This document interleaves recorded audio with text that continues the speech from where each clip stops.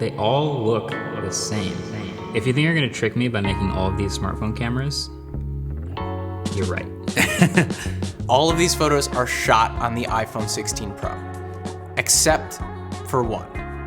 One of them was shot with the $5,400 camera rig that we use on this YouTube channel all the time. It's a Canon R5 with a 24 to 70 millimeter lens.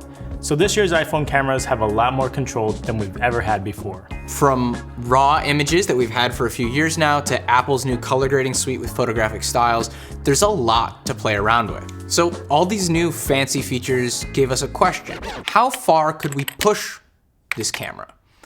And that gave us an idea. So we ran a blind camera test between the Samsung Galaxy S24 Ultra, the iPhone 16 Pro Max, and the Canon R5. No fancy lenses or big rigs, just shooting on Apple's stock camera app. Oh, that's tough. This is good. This is really good. Okay. Wow. So in this video, you'll learn all of the settings that we learned how to navigate to get the best photos possible on your iPhone. Then we'll pass it to our colorist Vin for his take on Apple's new color grading features and better ways to edit your photos. And then we'll fool our boss. We hope. Hey, what's up? I'm Eric. And I'm Rich. We're the producers for the studio channel. We shot all of the photos that you saw in the intro. It was mostly Rich, but I kind of stood there and smiled. So we'll run you through the settings that we found to get those photos, and we're gonna show you two paths. First, we'll run you through the easy path that shows you how to edit photos and do everything directly on your iPhone. And then we'll show you a more complex path. This is gonna take up more storage. It'll use external editors, but you'll end up getting photos that look a little bit more like what we showed you in the intro. So we have a flow chart here that'll kind of run you through both paths. Before we even get to the easy or the hard paths, there's some things that we think everyone should do regardless of your experience level. The first thing is to go in your settings, hit camera, and then go to turn on preserve settings. That's basically just gonna keep your settings for when you go out of the camera or if your phone crashes or whatever. So for the most part, I think it makes sense to say, okay, I always like my exposure a little bit lower, or you like certain settings and you wanna keep them, may as well keep those together. So the only preserve setting that we'd say you probably should keep off is photographic styles. Photographic styles is a new term from Apple, and this is going to be very, very broad, but it's essentially live photo editing, contrast, skin tone stuff, colors, and lighting. Generally, we'd recommend keeping this off so that you can have more neutral photos and edit those later. That said, it doesn't seem like this toggle is even working right now, because if you turn on a photographic style, close your camera app, and then open it back up, it will still have the last photographic style you had in your camera app. Yeah, not your default. Yeah, I think that this is a bug from Apple, but in general, we just recommend don't touch photographic styles while you're taking a photo, just leave those for the post-process later. So then if you go back into the main camera settings page, you can scroll down and turn on your grid and level. This will help with compositions. And then there's one setting here that you think you should turn on that I don't really care to turn on, but... I think if you're a person that takes a lot of selfies, you should have mirror front camera turned on, because if you don't have it turned on and you take a selfie, you're basically gonna get a mirror of that. So with the toggle turned on, the image that you see is the image you get. And then if you scroll down to the bottom of that main page, we would recommend turning off prioritize faster shooting. This is essentially gonna turn off burst photo mode for you, but it's gonna give the most amount of data for every single photo you shoot, which is gonna give you more flexibility when you edit your photos later. So to start off, we're gonna go through the easy side of our tree, which is basically using Apple's photographic styles. So the simple way to kind of navigate editing photos that look really good would be to go into set photographic styles default and then choose from the 5 options that you have. Each of these options are essentially going to give you control over the color temperature and the shadow depth of different people's skin tones. So definitely take a selfie, throw it through those 5 different filters, and figure out what you think looks the best. We'll dig a little bit more into how these photographic styles work in a little bit, but let's just first go through this section. So now we want to go to the set formats page, and let's move through the easy branch on our tree. Yeah, so in order to even use photographic styles, you have to have high efficiency set on so that you're shooting HEIFs. So a HEIF is great if you're just gonna kind of stay in your iPhone or stay within a Mac ecosystem, but it's not compatible everywhere, so you're gonna run into headaches if you're passing photos to different devices. The next thing you wanna do is scroll down and turn on your ProRAW and resolution control, and then from there you wanna make sure that your HEIF Max is turned on. It's the same logic as before. HEIF files are super easy to use with your phone. They're gonna save you a little bit of space, but they're not super flexible with technology outside of Apple's ecosystem. So now let's go over some more complex settings that we're using on the iPhone 16 Pro. So the reason that we set all these settings up is we want to be able to access these photos in Lightroom Mobile or Lightroom Desktop to edit. Lightroom is paid, and we'll link a couple free alternatives that we like below, but generally we'd recommend that if you're taking photography seriously, download Lightroom. It's gonna save you a lot of energy. So the first thing you want to do is go to your set formats and change it from high efficiency to most compatible. Most compatible is going to be a JPEG file, so it'll be easy to access on any piece of software, any computer. You'll have a little more flexibility, especially if you're collaborating with other people who maybe don't have your tech stack all the time. The next thing you want to do is go to your Pro defaults and change that to Pro Raw Max. Pro Raw Max files have a lot of freaking data. It's going to chew through your storage, but it gives you a ton more data to play with when you're editing your photos later. All right, and for the last setting for a more intense workflow, you need to ask yourself, are you mostly in Apple's ecosystem? If you are mostly in Apple's ecosystem, then in your Pro default settings, we would recommend changing to JPEG XL Lossy. JPEG XL is a new file format that'll save you a ton of space. But there is a problem. Not every technology is optimized for it. I know Google kind of gave up on optimizing for JPEG XL. If you try to drop a JPEG XL file into Twitter, it'll get confused. So if your photos are always going directly from a phone to a browser on Safari or another Mac, you're not gonna notice any issues. But if you edit on a Windows computer or you send things out to clients, you're gonna need to take that photo, throw it into another piece of software, and then re-export it as a more compatible file type. It can get a little annoying. That's why we recommend, if you're not mostly in Apple's ecosystem, you just keep JPEG lossless most compatible as your default. Okay, so congratulations, you're done. You have some camera settings now. Now we can set up our video settings. And if you don't shoot videos, it's completely fine. Just subscribe to the studio channel and keep watching because we worked really hard on this video. We got some cool stuff. All right, Rich, do you want to run us through the settings that everyone should kind of set as their defaults for video? Sure. So this year, iPhone 16 Pros give us the ability to shoot 4K at 120 FPS, and that's for regular video as well as slow-mo video. So hop into your slow-mo settings and set 4K at 120 as your default recording standard. So for the easy path, we recommend turning on HDR video.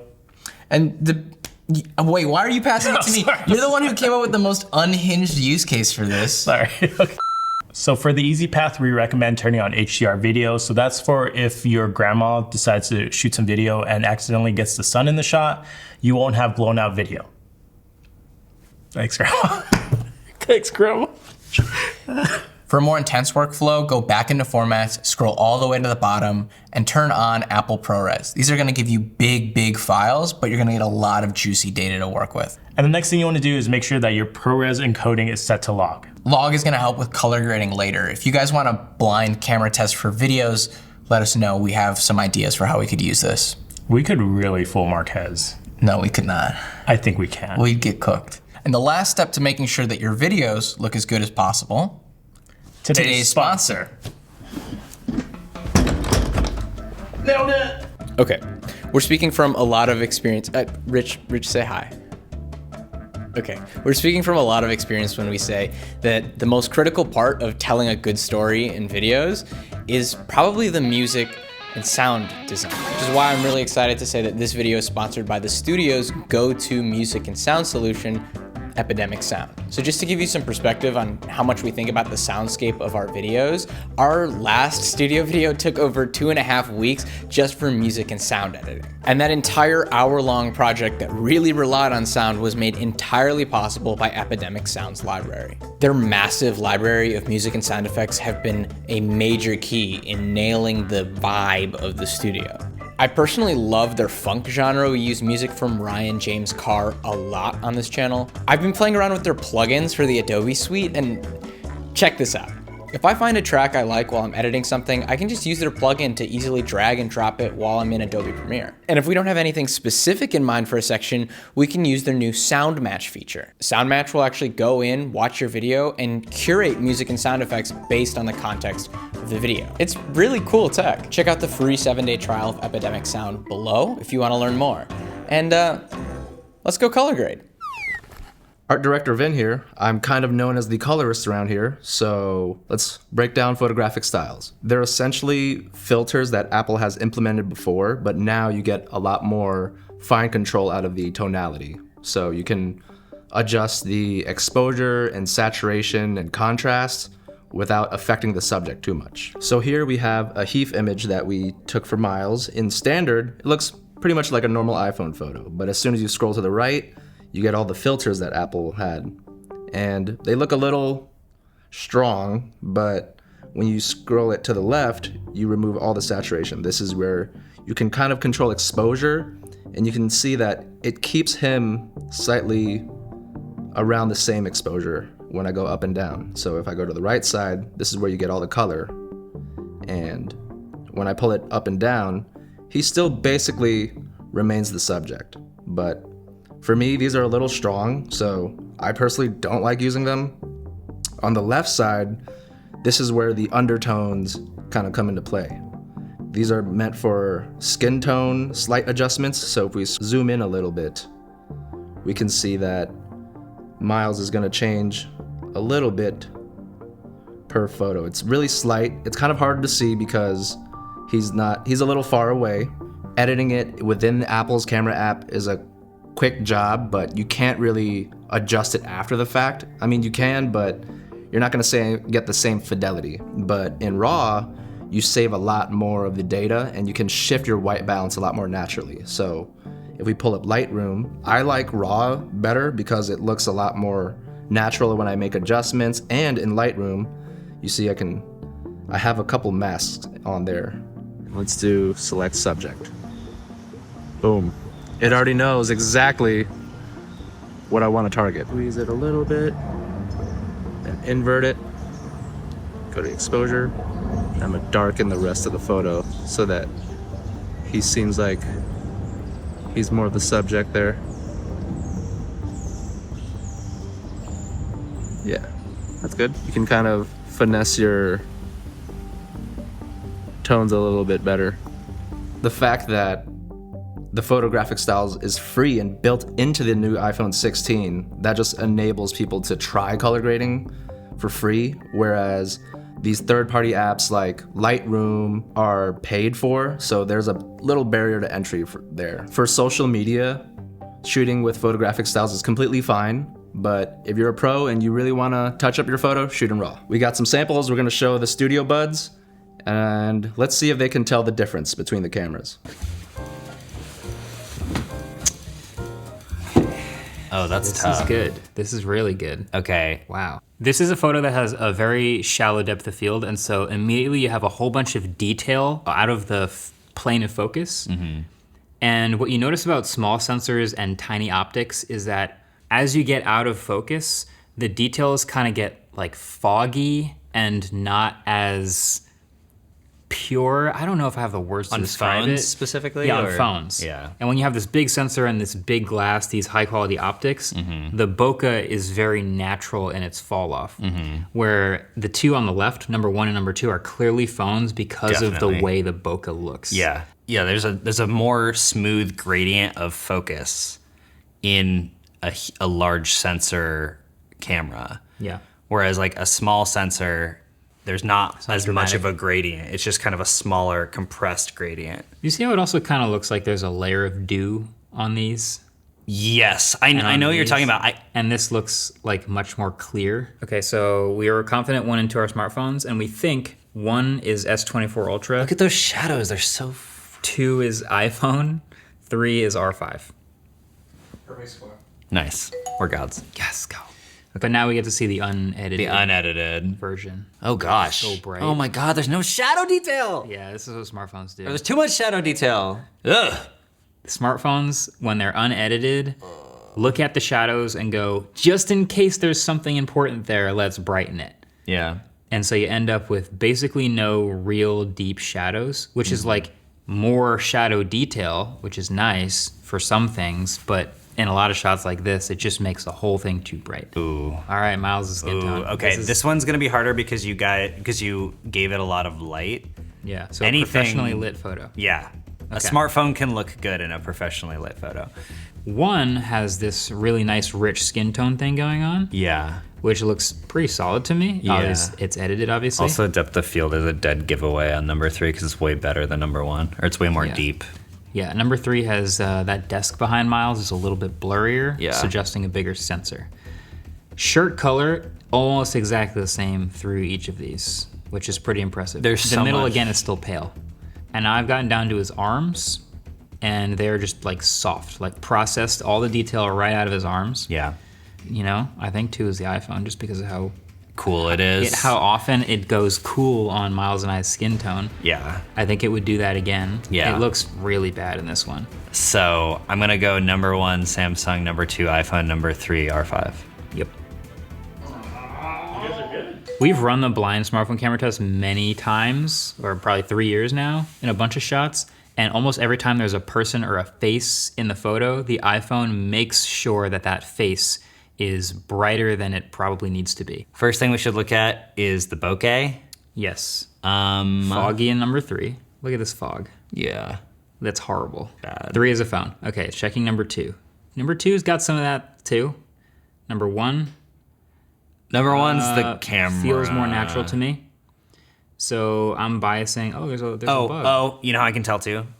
There is octagonal bokeh balls. Oh, good call. David's noticing the specific shape of the one of the aperture. out of focus lights represents inside of a lens. It's not a perfect sphere. There's actually blades that are closing, Yeah. and those blades have edges. And so at certain apertures, you can see those edges. Yeah. And in whatever aperture you shot here, you can see the edges of the blades of the lens. Yeah. So 1 is the R5. That's definitely some high quality pixel peeping. I think zoomed all the way out, the bokeh is actually pretty soft on all of them.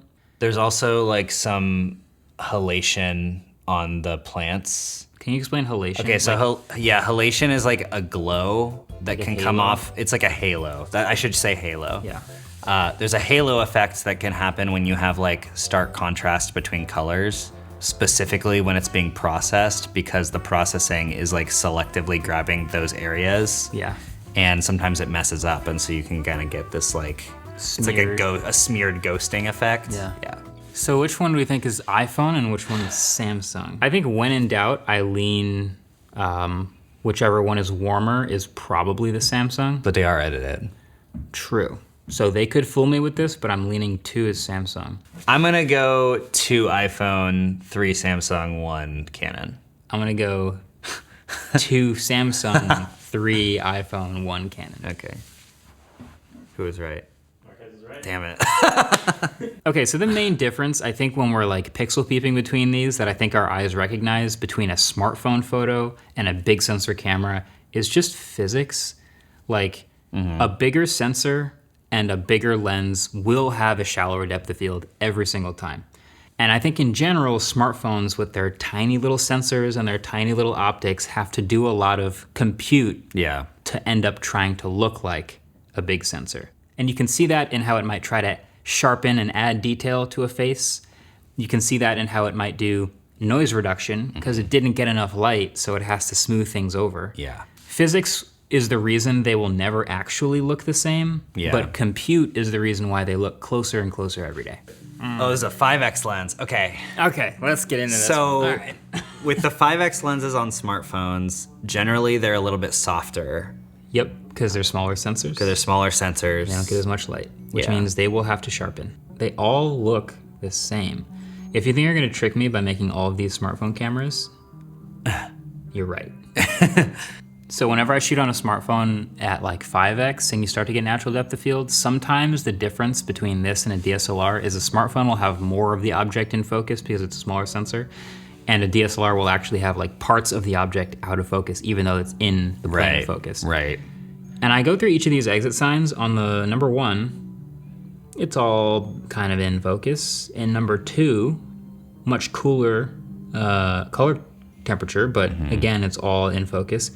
And in 3, it's also all in focus. Bro, these are all phones. Wait, is it possible? Is this a thing that you could have done, or is that not a thing you could have done? We did not break any of our rules. Okay. 2 is the most likely candidate to be the R5 because it's like smooth. Then I go to 1 and you again get this like Smooth. reconstructed Oh, the detail reconstructed. again. So like 2, despite having weirdly cold color, is the most R5 like in the bokeh specifically. And then all I Number 3 there, is so ridiculously a phone. Actually, don't Yeah. put that in case I'm wrong. No, 3 is. I agree. Every time I look at this poll right here is Yeah. a giveaway. These These- windows are a giveaway. yeah. 1 Samsung, 2 R5, 3 iPhone. Oh, hold up. That's where I'm like. I'm nervous because currently. we're undefeated right now. Yeah, that's currently where I'm at. we're undefeated. This is the hardest one. Hold up. I'm trying to go by things that they couldn't edit, They couldn't edit. which is like Bokeh. total dynamic range, Yeah. in theory. Yeah. Characters of the bokeh, like the actual physical blurred The background. shape of bokeh. Because everything else that I'm thinking about could be edited, from color, temperature, to saturation, to contrast, could all be a slider away. I think 1's the R5. By bokeh? Let me look at the bokeh. By like, when you look at it holistically, but like when you zoom out a little bit and look at the texture of the whites on the exit sign, I feel like this looks better. It does, yeah. So 1 is R5. I think 1 is R5. 2 and 3 are phones, and which one's which? We're gonna go insane. We But- can't keep, we have to just pick. I am. Oh man. I'm going, okay, Okay, R5. R5 number R5 1, iPhone 2. Samsung 3. Samsung 3. Final answer. Let's go! Yes! To all you people on YouTube that say you can make videos with your phone, you're wrong. No, you're right. It's we have Because to- I will be out there the doing pixel- this. The pixel peeping was necessary. And to knowing find- when you shot it with the phone. I think what I've learned, especially from the 5X, is like, you can get close. If I wasn't pixel peeping, I wouldn't stop and be like, ugh, this image sucks. Like, I'd be Yeah. like, oh, huh, that's fine. And you know what's funny? If we looked at this on Instagram, both because Instagram compresses and will probably make it even harder to spot. Yeah. And 2, because you're looking at it on a small screen, it would be way harder to tell. Yeah. Now, we do still make all our videos on regular cameras because we're nerds about that sort of stuff. If you want to watch a video about how we make these videos, click the little thing, the video. Click the video. Should be right there, It might have been a smart right over my face. Yeah. Okay. Bye. Bye. Do you want to? Let me do it.